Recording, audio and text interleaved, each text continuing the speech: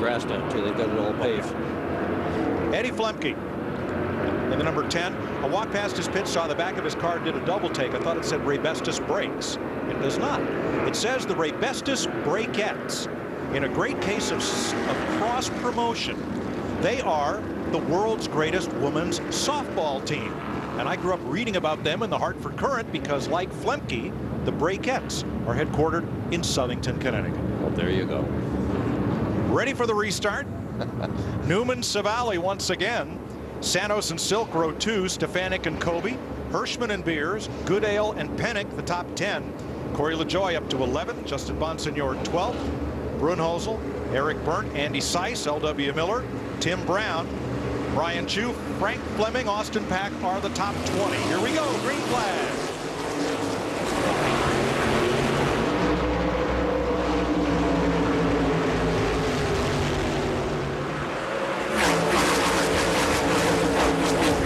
That high groove is coming in as Savali fights back for second on the low side. Stefanik coming up for third in the 16.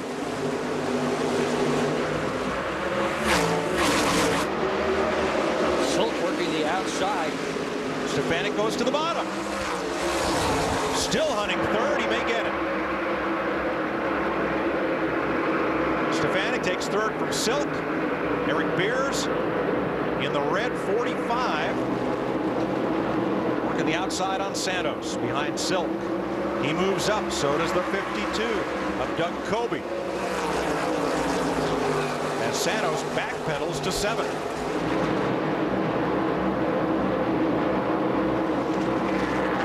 Rowan Pennick now 8th. Savali looking again at the front spot. Bonsignor 9th and Goodale 10th. Spin, turn 1, crash. 5 cars in it. That's a mess. And that's Corey LaJoie in the number 71. The 88, Brian Chu, involved in it. Here's Corey LaJoie. He'll be all done. That's the radiator that's leaking its contents all over the racetrack. And the first car involved, who's that limping down toward turn number 3? Because right about there is that where is it triggered. Brunhosel. Oh boy, that's going to dim his point lead. He came in 130 something ahead in the Southern Tour. But he's going to be all done tonight. A red flag the field at turn 3 because there's going to be a lot of cleanup from this one. Oof. Brian Chu. That's a mess. Open wheel cars. Yeah. Well, not only open wheel cars, but a lot of hard driving because it's Bristol and because you want to win this thing. Yeah, LaJoie just plain lost it and then back down the racetrack in front of everybody else. Dick, did he cut a tire or did he lose the car going in the corner? I'm not sure. I'm not sure either, Mike. And hopefully Bobby will be able to find out for us if the replays aren't conclusive. Looking ahead at Woody Pitkat, who was involved in it. You can see why. And Todd Zegedy, whoa, thread the needle once, twice, and out of there. Todd's had a busy night. Well, yeah, he's been running in the back all night. He had to pit again, so here we'll see. Yeah, I think you're right, Mike. He lost the left front tire. Corey LaJoie, number 71. Oh, it's a hard hit. Yeah, and that was only his 3rd start ever in these cars. Yeah, that car is badly damaged. Corey works full-time for his dad at The Joy of Seating in Concord, North Carolina, helping keep racers of all ages in top flight safety equipment. Particularly seats. His father was right in the forefront of coming up with better seats to help drivers survive bad accidents. And Randy LaJoie, a 2-time nationwide series champion, had also been through more than a few bad crashes himself. He called himself his company's crash dummy, in fact. But not only that, Randy and Corey, all their folks, conduct safety seminars at shows and at tracks around the country, showing short track racers how their racing environment can be safer. Not really a sales pitch, but an education. Randy has taken it on as his mission to convince short track racers that they can improve their own environment. And if it means using one of his seats, well, so much the better. Corey LaJoie got the worst of it as that car slides up and into the safer barrier in turn 1.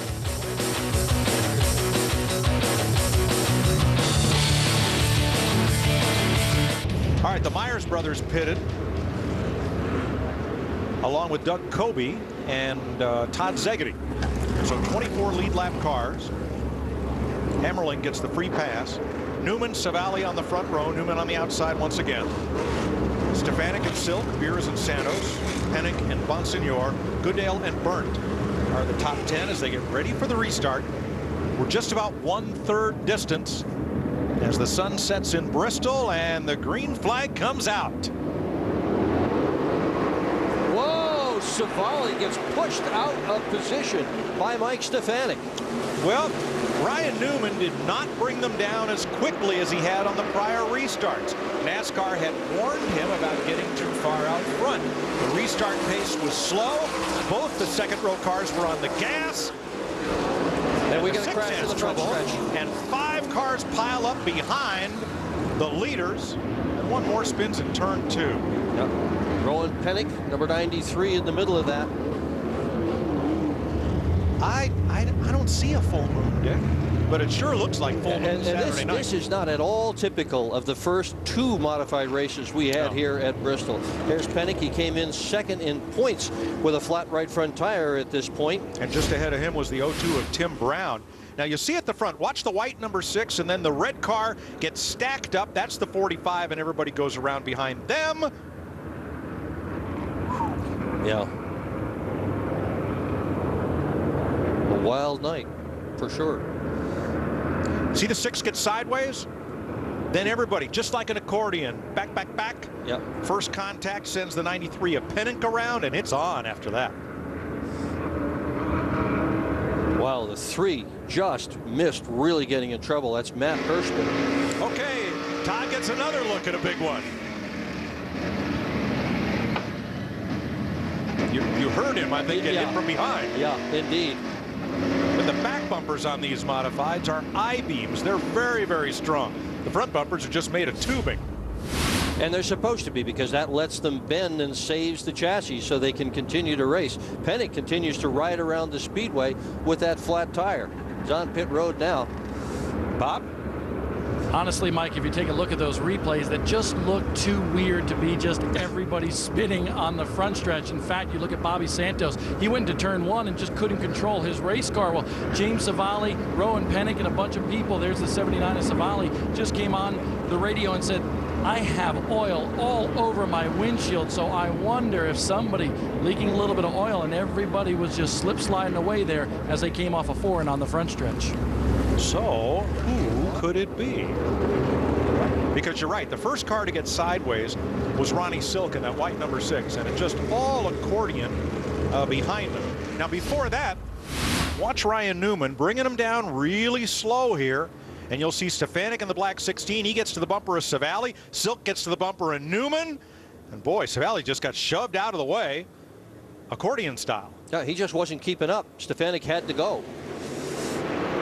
But remember, Savali couldn't beat the leader to the line. And we'll stay right here and then watch it all unfold. Yeah, it was even up in front of the cars that spun that it started stacking up. I need a break. Well, you know, is that not what we said about Bristol? I mean, these guys are desperately trying to win this thing. Ryan Newman, the leader. Silk in second, as we are under caution again with 51 complete.